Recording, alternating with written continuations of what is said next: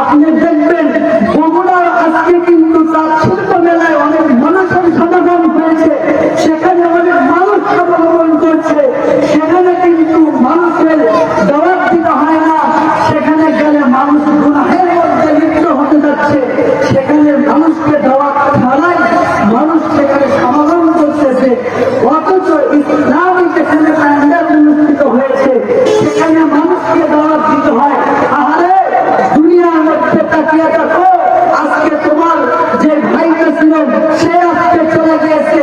আরে তাকিয়ে দেখো, তোমার বড় ভাই তোমার দাদা যারা দুনিয়াতে জীবিত ছিল, যাদের যৌবনের তারা, যাদের যৌবনের শক্তির তারা খেলায় দুনিয়ায় বাঁচা যাইত না, আজকে তাও দেখো কবরের মাটিতে শুয়ে আছে।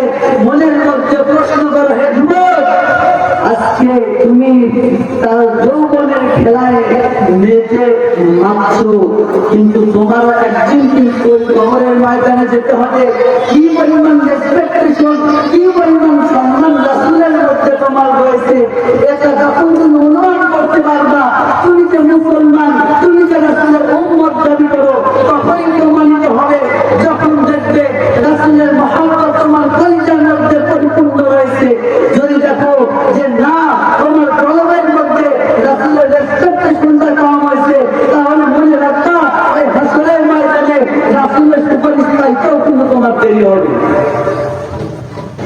আমার কথাগুলো হয়তো আমাদের অনেকেই মনে আঘাত করতে পারে, ক্ষমা চাই।